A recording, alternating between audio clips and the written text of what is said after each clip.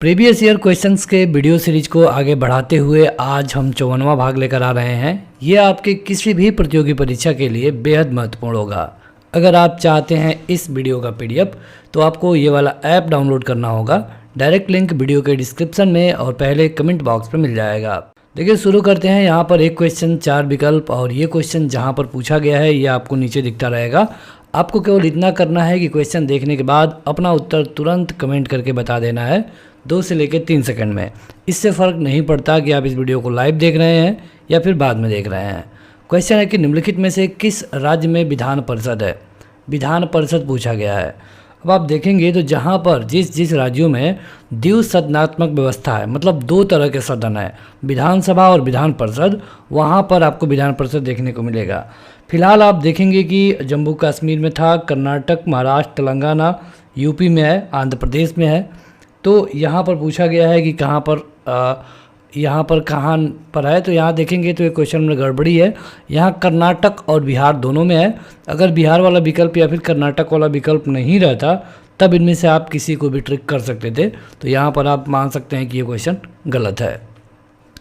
1956 में राज्यों का पुनर्गठन करने से 1956 में कितने राज्य और कितने संघ राज्य थे ये आपको बताना है। ये क्वेश्चन 2015 में पूछा गया था। देखिए अगर हम राज्य पुनर्गठन अधिनियम 1956 की बात करें तो वहाँ पर कुल मिलाकर के 14 राज्य थे, 6 संघ राज्य क्षेत्र थे, मतलब कि यूनियन टेरिटरी। आप देखेंगे कि 1953 में पहला जो स्टेट बना था ये था आंध्र प्रदेश, और इसके बाद जो राज्य पुनर्गठन अधिनियम लाया गया वहाँ पर 14 राज्य, 6 केंद्र शासित प्रदेश थे, और नवंबर 1956 में इसको पास कराया गया था। निम्नलिखित में से किस मुद्दे पर राज्यपाल राष्ट्रपति को सिफारिश कर सकते हैं, बताइए कौन सा मुद्दा है। राज्य मंत्रिपरिषद की बर्खास्तगी, उच्च न्यायालय के न्यायाधीशों का निष्कासन, राज्य विधानसभा का विघटन, राज्य में संवैधानिक मशीनरी के भंग होने की घोषणा। यहाँ पर आपका उत्तर है। चलिए नीचे से शुरू करते हैं। राज्य में संवैधानिक मशीनरी के भंग होने की घोषणा। यहाँ पर कहा है कि क्या इसके लिए जो राज्यपाल होंगे राष्ट्रपति से सिफारिश कर सकते हैं, तो बिल्कुल कर सकते हैं, क्योंकि जब किसी राज्य में कानून व्यवस्था ख़त्म हो जाएगी, कानून व्यवस्था के नाम पे कुछ नहीं बचेगा, दंगे होने लगे या फिर हर जगह इस तरह की स्थिति दिखने लगी, तो वहाँ पर जो राज्यपाल होंगे राष्ट्रपति को रिपोर्ट देंगे कि यहाँ पर संवैधानिक सिस्टम काम नहीं कर रहा है। और आप देखेंगे कि उसी समय आर्टिकल 356 यानी 356 का प्रयोग होता है। यहाँ पर है कि राज्य विधानसभा का विघटन। तो राज्य विधानसभा का जब विघटन करना होगा तब भी राज्यपाल को इस तरह का काम करना पड़ेगा। उच्च न्यायालय के न्यायाधीशों का निष्कासन, ये बिल्कुल गलत है, क्योंकि ये मामला जो राज्यपाल हैं निष्कासन वाला, ये राज्यपाल के हाथ में बिल्कुल नहीं है। राज्य मंत्रिपरिषद की बर्खास्तगी, तो ये है, यानी कि आपका सही उत्तर होगा 1, 3 और 4। 1, 3 और 4 आप देखेंगे तो पहले वाले में है, यह आपका उत्तर सही होगा। राज्यपाल को पद की शपथ किसके द्वारा दिलाई जाती है। राज्यपाल को भी शपथ दिलाया ही जाता है, तो आखिर इनको शपथ कौन दिलाता है। देखिए हर एक राज्य में हाई कोर्ट होते हैं, अधिकतर राज्यों में है, कुछ राज्यों में नहीं है, तो वहाँ पर किसी अन्य राज्य को दे दिया गया है, तो वहाँ के जो मुख्य न्यायाधीश होंगे वो राज्यपाल को शपथ दिला देंगे। राज्यपाल द्वारा जारी अध्यादेश विधानसभा के द्वारा कितने समय में पारित करना होता है। जैसे राज्यपाल को अध्यादेश जारी कर दिया, अध्यादेश तब जारी किया जाता है जब जो सेशन में नहीं है, जो भी सदन है वो सेशन में नहीं है, तो उस समय जो भी उसके बाद टाइम मिलेगा, ये मिलेगा 6 सप्ताह का। ये आर्टिकल 159 में बताया गया है, ये आप जरूर याद रखिए।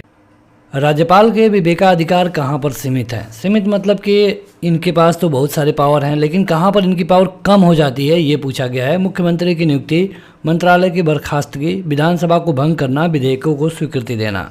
देखिए मुख्यमंत्री की नियुक्ति में राज्यपाल का विवेकाधिकार खूब काम करता है।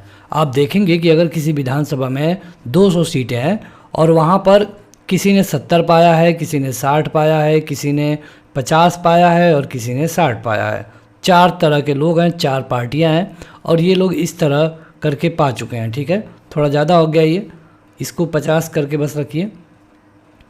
तो ये हो गया 20। ठीक है, अब ये 200 सीटें हो गई।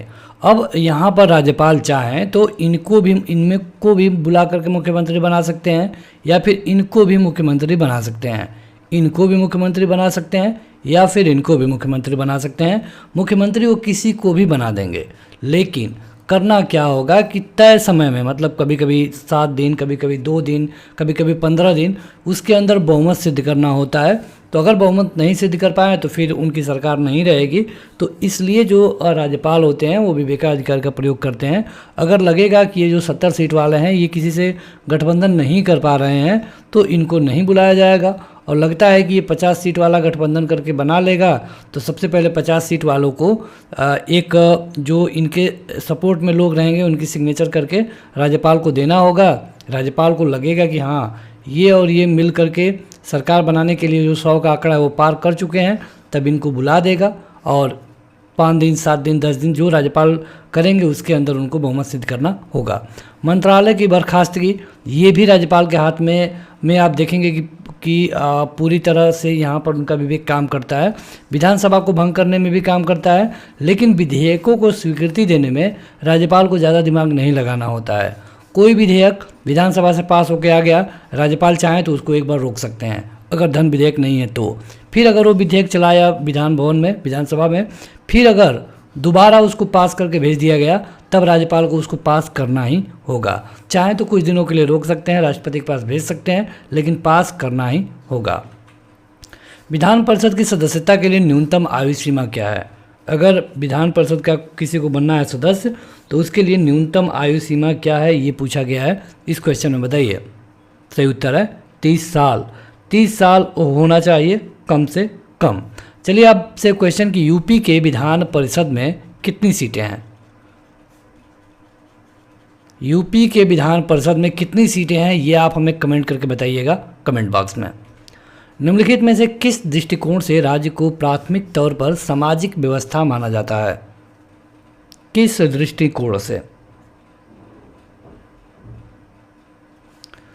तो यह है सामाजिक दृष्टिकोण। देखिए इस तरह के क्वेश्चन बार बार नहीं पूछे जाते हैं क्योंकि शब्दों का खेल है यहाँ पे। तो ये क्वेश्चन पूछा गया था 2016 में दिल्ली पुलिस एसआई परीक्षा में। जम्मू और कश्मीर की पहली महिला मुख्यमंत्री का नाम बताइए। जब जम्मू और कश्मीर एक में था तो पहली महिला मुख्यमंत्री कौन बनी थी? अब देखिए ये जिस समय क्वेश्चन पूछा गया था उस समय तो एक ही में था, अभी फ़िलहाल अलग अलग हुआ है, तो आपको बताना है। ये है महबूबा मुफ्ती। महबूबा मुफ्ती को आप देखेंगे तो 2016 में ये मुख्यमंत्री बनी थी। डेट था 4 अप्रैल। ठीक है, 4 अप्रैल। अगला क्वेश्चन है कि यदि किसी राज्य के विधानमंडल में बजट गिर जाता है तो, जैसे हर जगह बजट पास होता है तो बजट को लेकर के अगर वोटिंग हो रही है तो वहाँ पर बजट के सपोर्ट में वोट होना चाहिए। लेकिन क्या होगा अगर किसी विधानमंडल में जो बजट के सपोर्ट में ज़्यादा लोग वोट ना करें, यानी कि बजट गिर जाए? क्या होगा ऐसे में? अगर बजट गिर जाता है तो समझिए कि वो सरकार गिर जाएगी, क्योंकि मुख्यमंत्री और पूरी मंत्री परिषद को त्यागपत्र देना पड़ेगा अगर बजट उनका गिर गया तो। आगे बढ़ते हैं तो अगला क्वेश्चन है कि उत्तर प्रदेश की पहली महिला मुख्यमंत्री कौन थी? देखिए कितना अच्छा क्वेश्चन है, कई बार पूछा गया है, काफ़ी आसान है। इनका नाम है सुचेता कृपलानी। चलिए आप बताइए कि यूपी की पहली महिला गवर्नर यानी कि राज्यपाल कौन थी?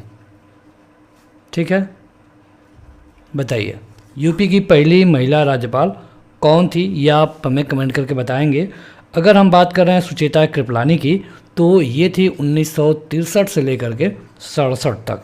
ठीक है, उत्तर प्रदेश की मुख्यमंत्री अक्टूबर 1963 में बनी थी। निम्नलिखित विकल्पों में से किसके सदस्य राज्यों के मुख्यमंत्री होते हैं? राज्यों के मुख्यमंत्री होते हैं किसके सदस्य, ये आपको बताना है। सही उत्तर है आपका राष्ट्रीय आयोग। सीजीएल का यह क्वेश्चन है 2016 का। निम्नलिखित में से किस राज्य का विधानमंडल द्विसदनीय है? द्विसदनीय मतलब कि विधानसभा भी होगा और विधान परिषद भी होगा। तो ऐसा है कहाँ पर? इसमें से है महाराष्ट्र में। ठीक है, बिहार में है, यूपी में है, कर्नाटक में है, इसके अलावा आंध्र प्रदेश में भी है। तो यहाँ पर पंजाब में नहीं है, सिक्किम में नहीं है और तमिलनाडु में नहीं है। राज्य लोक सेवा आयोग के सदस्य की नियुक्ति कौन करता है? बताइए। हर जगह आप देखेंगे राज्यों में एक लोक सेवा आयोग होता है, जैसे यूपी में यूपीपीएससी है, बिहार में भी इसी तरह है, कहीं कहीं पे नहीं है तो वहाँ पर 2 राज्यों को जोड़ करके बनाया गया है। तो यहाँ पर पूछा गया है कि कौन नियुक्ति करता है, तो ये करते हैं राज्यपाल। अब देखिए यहाँ पर जो नियुक्ति करने का काम है ये राज्यपाल का है, लेकिन अगर ये पूछ लिया जाए कि उनको कौन हटाएगा तो उसमें राज्यपाल का कोई जोर ज़बरदस्ती नहीं होती है। इसके लिए आपको जो केंद्र सरकार है उसको हटाना पड़ेगा।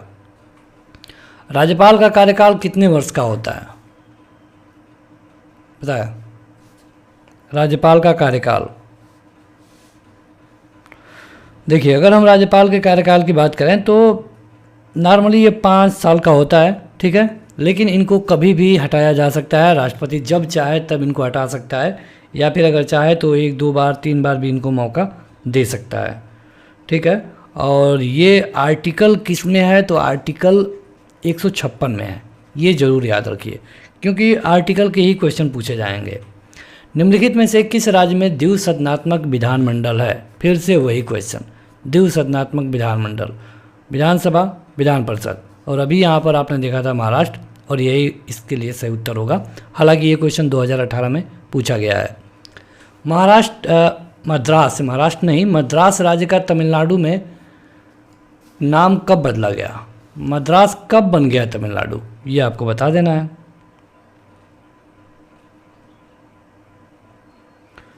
तो महाराष्ट्र बना था कब? 1969 में, ठीक है, 1969 में। भारत में किसी राज्य के मुख्यमंत्री को निम्नलिखित में से कौन नियुक्त करता है? किसी भी राज्य के मुख्यमंत्री को नियुक्त करने का अधिकार किसके पास है? तो राज्यपाल के पास है, जैसे कि हम पीछे इसके बारे में डिटेल रूप से आपको बता चुके हैं। भारत में राज्य के महाधिवक्ता की नियुक्ति कौन करता है? राज्य के एक महाधिवक्ता होते हैं जो कि राज्य का पक्ष रखते हैं किसी भी कोर्ट में। तो यहाँ पर पूछा गया है कि महाधिवक्ता की नियुक्ति कौन करता है? ये किया जाएगा राज्यपाल के द्वारा, लेकिन इसके लिए मतलब कौन किसको करेगा ये निर्णय कैबिनेट लेती है, मुख्यमंत्री वाली कैबिनेट। छत्तीसगढ़ की संसदीय सीटें राज्यसभा पर कितनी संख्या है? मतलब छत्तीसगढ़ के लिए राज्यसभा में कितनी सीटें हैं? 4 हैं, 5 हैं, 11 हैं, 16 हैं, कितनी हैं? तो ये हैं 5। चलिए बताइए कि बिहार से राज्यसभा में कितनी सीटें हैं? ये आपको बताना होगा कमेंट करके। यहाँ पर जितने क्वेश्चन एक्स्ट्रा पूछे जा रहे हैं, अगर आप इनके बारे में आपको नहीं पता है तो थोड़ा सा सर्च करिए और सर्च करके बताइए। इससे क्या होगा कि आपको जो क्वेश्चन रहेगा ज़्यादा दिनों तक आप याद रख सकते हैं। राज्य के संवैधानिक उपबंधों की विफलता के आधार पर किस प्रकार का आपातकाल लगाया जा सकता है? अगर स्टार्टिंग में ही हमने बताया था कि अगर वहाँ पर कानून सही से काम नहीं कर रहा है तो बताइए। ये होता है 356। और 356 क्या होता है? राजकीय आपातकाल, राष्ट्रीय आपातकाल, इसको राज्य का आपातकाल कह सकते हैं। तो इसके लिए यही सही उत्तर होगा। भारत में 3 तरह के आपातकाल लगते हैं, राष्ट्रीय, राजकीय और वित्तीय। निम्नलिखित में से कौन केरल के पहले मुख्यमंत्री थे? केरल के पहले मुख्यमंत्री, चलिए आपको बता दें कि कम्युनिस्ट पार्टी से थे और इनका नाम था EMS नंबूदिपाद। और इनका जो टाइम पीरियड है 1957 से लेके 59 है। भारत के संविधान के कौन से अनुच्छेद में यह प्रावधान किया गया है कि प्रत्येक राज्य में एक राज्यपाल होगा? एक राज्यपाल होगा, किस आर्टिकल में बताया गया है? क्वेश्चन CGL का है और इसी तरह के क्वेश्चन अब पूछे जाएंगे आपसे आर्टिकल वाले। तो इसके लिए सही उत्तर है आर्टिकल 153। किसी भारतीय राज्य के सबसे लंबे समय तक सेवा में रहने वाले राज्यपाल कौन थे या फिर हैं? किसी भी भारतीय राज्य के सबसे लंबे समय तक, वैसे तो 5 साल में हटा सकते हैं, लेकिन यहाँ पर आप देखेंगे कि उनको टाइम भी बढ़ाया जा सकता है। तो ये थी पद्मा नायडू, और ये सरोजिनी नायडू की बेटी हैं। पश्चिम बंगाल की पहली महिला राज्यपाल के रूप में इन्होंने काम किया। 1956 में ये पहली बार वहाँ पर काम करना शुरू की और 1967 में ये हटी, ठीक है। तो काफ़ी लंबा टाइम था। विधानसभा का सदस्य बनने के लिए न्यूनतम कितनी आयु का होना जरूरी है? विधानसभा मतलब विधायक, विधानसभा वाले विधायक, तो ये है आपका 25 साल। प्रधानमंत्री बनने के लिए कितनी उम्र होनी चाहिए? कम से कम बता सकते हैं आप? अगर हाँ तो बताइएगा। देखिए, प्रधानमंत्री लोकसभा से भी बन सकते हैं, राज्यसभा से भी। तो राज्यसभा का तो 30 है, लोकसभा का आप बता दीजिएगा कितना होता है। फिलहाल इस वीडियो में इतना ही। 25 क्वेश्चन आ चुके हैं। आपको बस बताना होगा कि लगभग आपका कितना क्वेश्चन सही रहा। वीडियो को जरूर लाइक करें और इस ऐप को डाउनलोड करें, जहां जाकर आप हिंदी इंग्लिश में इसको आप पढ़ पाएंगे और PDF देख सकते हैं। फिलहाल इस वीडियो में इतना ही। Thank you.